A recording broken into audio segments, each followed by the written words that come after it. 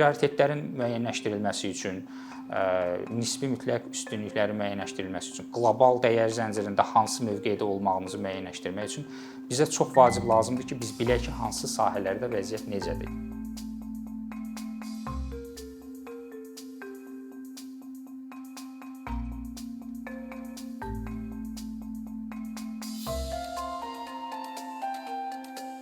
Qısaca olaraq sahə iqtisadiyyatının tərifini versək, sahə iqtisadiyyatı makro iqtisadiyyatdan və yaxud da digər oxşar sahələrdən fərqli olaraq spesifik sahələrin və yaxud da alt sahələrin iqtisadiyyatını, deyək ki, istehsalını, istehlakını araşdırır və sahənin iqtisadiyyatını maraqlı edən ən əsas xüsusiyyətlərdən biri odur ki, orada sistemli elmi metodlar tətbiq olunur, hansısa konkret hadisə və yaxud da hadisələr məcmusu araşdırılır. Sahə iqtisadiyyatı araşdırmalarına ən yaxın bir alternativ kimi çox vaxt bazar araşdırmalarını göstərirlər, amma bazar araşdırmaları marketinq məqsədi ilə istifadə olunur və müştərilərə yönəlik bir məsələdir. Amma sahə iqtisadiyyatı elmi araşdırmaları özündə ehtiva edən, belə deyək, iqtisadiyyatın bir fəaliyyət sahəsidir. Azərbaycanda amma əfsuslar olsun ki, sahə iqtisadiyyatına aid araşdırmalar çox azdır və hətta demək olar ki, yoxdur. Xüsusilə də ingilis dilində beynəlxalq jurnallarda nəşrlər çox azdır və bunun da həm əslində subyektiv səbəbləri var, həm də obyektiv səbəbləri var. Məsələn, Azərbaycan iqtisadiyyatı kiçik iqtisadiyyatdır və xarici ölkələr üçün, xarici oxucular üçün Azərbaycan iqtisadiyyatının hansısa bir spesifik sahəsinin araşdırılması bəzi hallarda maraq doğurmur. Amma istisnalar da var. Məsələn, Azərbaycanda hasilat sənayesi belə deyək, spesifik sahədir, neft-qaz sektoru spesifik sahədir və onun araşdırılması xarici ölkələrdə maraq doğurur. Çünki xüsusilə son illərdə Azərbaycan Avropanın enerji təhlükəsizliyi məsələsində böyük rol oynayır. Amma məsələn, digər sahələr ətrafında bunu demək mümkün deyil. Yəni, məsələn, spesifik qeyri-neft istehsal sektorları ola bilər, toxuculuq sənayesi və yaxud da kimya. Bu sahədə həm yazılar azdır, həm də bir qədər bu istiqamətdə maraq da azdır xarici oxucular arasında. Amma bunu həm də fürsətə çevirmək olar. Çünki bu o deməkdir ki, sahənin rəqabət qabiliyyəti artırılsa, onun milli iqtisadiyyata və qlobal iqtisadiyyata faydası artırılsa, o həm də çox yaxşı bir araşdırma mövzusuna çevrilə bilər. Sahə iqtisadiyyatını maraqlı edən ən əsas məsələlərdən biri budur ki, sistem səviyyəsində baş verən hadisələri fərdi səviyyədə baş verən hadisələrdən fərqləndirmək mümkün olur. Ola bilər ki, sizin ölkənizdə tutalım sənaye yaxşı inkişaf eləməyib, amma ola bilər müəyyən sahəsi yaxşı inkişaf eləyib. Fərqləri araşdırmaq üçün artıq sahə iqtisadiyyatı lazım gəlir. Azərbaycanda sahə iqtisadiyyatı araşdırmalarının sayını azaldan bir digər səbəb həm də təhsil sistemi ilə bağlıdır. Həm orta məktəblərdə, həm də ali məktəblərdə müstəqil tədqiqatlara yönəlik, araşdırmalara yönəlik işlər çox azdır. Tələbələrdə bu bacarıqlar inkişaf etdirilmir. Diplom işləri, magistr dissertasiyalarında da mövzular çox ümumidir, xüsusiləşməyə az gedilir. Bunlar da onu gətirib çıxardır ki, biz ayrı-ayrı, yəni belə deyək, sahələrə uyğun araşdırma mövzularından kənar qalırıq, onlar araşdırılmır. Hətta deskriptiv olaraq bəzi hallarda belə araşdırmalar olmur. Bir digər səbəb odur ki, metodologiyalar zəif tədris olunur. Son illərdə bu bir qədər düzəlsə də, amma yenə də spesifik metodların öyrədilməsində ləngimələr var. Yəni, sahə iqtisadiyyatı bunu tələb eləyir ki, siz həmin sahəyə uyğun formada məlumatı əldə eləyəsiniz, analiz eləyəsiniz və nəticəyə gələsiniz. Halbuki bugün sadəcə ümumi formada metodologiyalar, araşdırma metodları tədris olunur. Başqa bir səbəb odur ki, biznes subyektləri, kommersiya qurumları, dövlət müəssisələri də qapalıdırlar. Yəni tədqiqatçılara qarşı, müstəqil, yəni yanaşmalara qarşı bir qapalılıq var. Bu həm də ondan əlaqədardır ki, sahələrin özlərində də iqtisadi problemləri var, struktur problemləri var, inhisarlaşmalar, bəzi hallarda belə deyək, ictimaiyyətlə zəif əlaqələr gətirib ona çıxardır ki, yəni tədqiqatçıların sorğularına cavab verilmir. Onlar tutalım həmin şirkətə daxil ola bilmirlər, həmin müəssisəyə daxil ola bilmirlər, öyrənə bilmirlər məsələləri. Bir qorxu, çəkinmə var, qapalılıq var.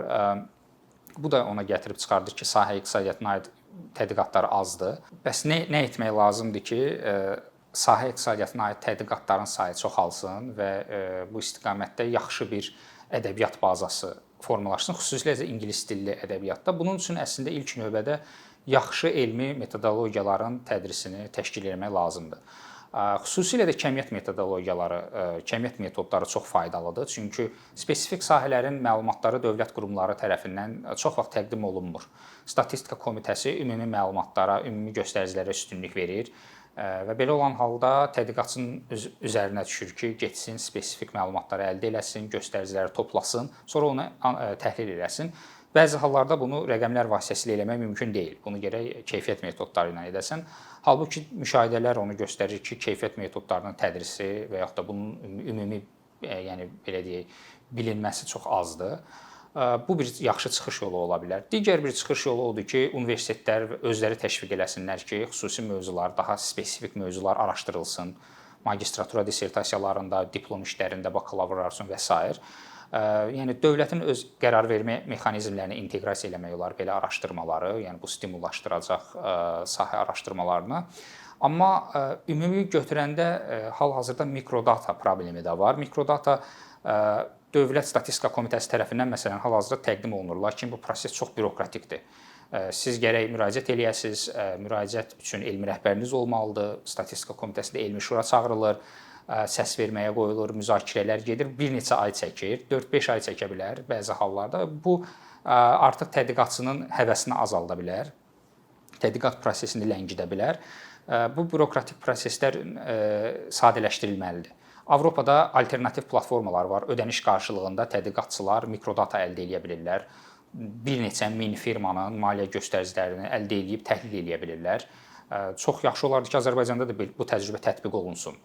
Yəni hətta ödəniş qarşılığında olsa belə, yəni tədqiqatçılar mən əminəm ki, razı olarlar ki, o göstəriciləri əldə eləsinlər və təhlil eləsinlər. Təhsil sistemində, yəni o müstəqil iş təşviq olunmalıdır mütləq şəkildə. Ancaq bunlar belə deyə öz həllini tapandan sonra sahə iqtisadiyyatına dair araşdırmalarda artım görmək olar. Sahə iqtisadiyyatını yəni təşviq etməkdən ötəri həm də müxtəlif workshoplar, qrant layihələri, müxtəlif seminar, simpoziumlar, konfranslar təşkil olunmalıdır və ixtisasların özlərində də yenidən ixtisaslaşma baş verməlidir ki, onlar konkret sahələrə öz diqqətlərini toplaya bilsinlər və öz aralarında həm də şəbəkələşsinlər, qruplaşsınlar, bir-birləri ilə fikir mübadiləsi aparsınlar. Bir növ bu tədqiqat mühitinin yəni kültürünü, mədəniyyətini formalaşdırsınlar, bir-birini dinləsinlər. Yəni bu çox həddindən artıq vacib bir məsələdir və artıq bu formada yəni bir proses təşkil olunsa, yenidən bir bu iqtisadçıların sanki yenidən ixtisaslaşması baş versə, onlar fikirlərini daha spesifik sahələrə toplasalar, bu da öz töhfəsini verəcək. Çünki hal-hazırda aparılan tədqiqatlar həddindən artıq ümumidir. Aqreqatlaşmış göstəricilər istifadə olunur. Onun nəticələri və mənasını da izah eləmək çətindir. Amma spesifik sahələrdə nəticələr daha spesifik olur, daha konkret olur və o belə deyək uzun müddətli perspektivdə də həm daha praktiki əhəmiyyət daşıyır, dövlətin siyasətinə yaxşı töhfə verir və ümumiyyətlə mən həm də onu qeyd edərdim ki, hər bir halda bilmək bilməməkdən daha yaxşıdır. Yəni spesifik sahələr haqqında hal-hazırda bizim bu qədər məlumatsızlığımız gələcək üçün yəni ki, heç də yəni belə deyək optimist olmağa sövq eləmir. Ümumi olaraq proqnoz versək, son 3-4 ildə təbii ki, müəyyən nümunələr var. Yaxın gələcəkdə də ola bilər ki, bu nümunələr artsın. Məsələn, Azərbaycanın qeyri-neft sektorunun şaxələndirilməsi siyasəti var və bu siyasət müəyyən nəticələr verib və o nəticələri qiymətləndirmədən ötəri ayrı-ayrı sahələrə fokuslanmaq lazımdır. Belə olan halda mümkündür ki, yaxın gələcəkdə biz görək ki, bəs bu istiqamətdə sahə iqtisadiyyatı araşdırmalarının sayı artsın. Amma ən fundamental çağırış odur ki, elmi araşdırma metodları yaxşı tədris olunmalıdır və bir növ həm də təşviq olunmalıdır. Sırf Azərbaycan üçün, yəni biz əgər bunu qiymətləndiririksə, Azərbaycan hal-hazırda onsuz da sənaye istehsalının qütbləşməsindən əziyyət çəkir və əlavə olaraq uzun müddət Sovet dövründən qabaq və Sovet dövründə formalaşmış sənayenin əks sənayeləşməsindən əziyyət çəkir. Yəni bütün bu prosesləri geri çevirməkdən ötəri spesifik sahələrə uyğun hədəfli, konkret siyasət tədbirləri görülməlidir, prioritetlər müəyyənləşdirilməlidir və ən müasir iqtisadi nəzəriyyələrin mexanizmləri istifadə olunmalıdır. Məsələn, nisbi və mütləq üstünlüklər nəzəriyyəsinin konkret olaraq necə özünü biruzə verdiyini biz tam olaraq bilmirik Azərbaycanda. Azərbaycanda tarixən oturmuş sahələr var. Məsələn, xalçaçılıq. Halbuki bu gün xalçaçılıq sahəsində yəni vəziyyət elə də yaxşı deyil. Həm istehsal buraxılışı azdır, həm çoxsaylı belə deyək, institusional problemlər var, təşkilati problemlər. Bunların hamısını aradan qaldırmaq üçün o sahə araşdırılmalıdır ki, onun nəticələri konkret o qərar verən insanlara, bu işdə maraqlı olan dövlət qurumlarına belə deyək, məlumat ötürsün, informasiya bazası rolunu oynasın. Çünki qərar verən bir insan və yaxud da hansısa bir şəxs, yəni yüksək mövqedə olan bir şəxs hər şeyi bilə bilməz. Müxtəlif insanların yanaşması da müxtəlif ola bilər. Yəni əsasən tədqiqatçıları nəzərdə tuturam.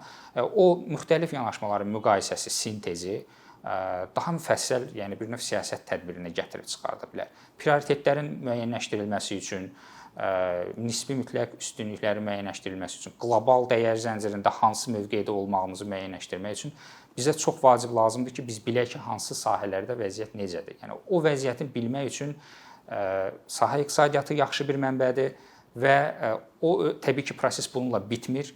Sahə iqtisadiyyatının istehsal elədiyi məlumat dövlət qurumları üçün bir sanki yanacaq rolunu oynayır, onların qərarını belə deyək irəli aparır və eləcə də ümumiyyətlə həm də biznes qurumları üçün bu vacib olmalıdır.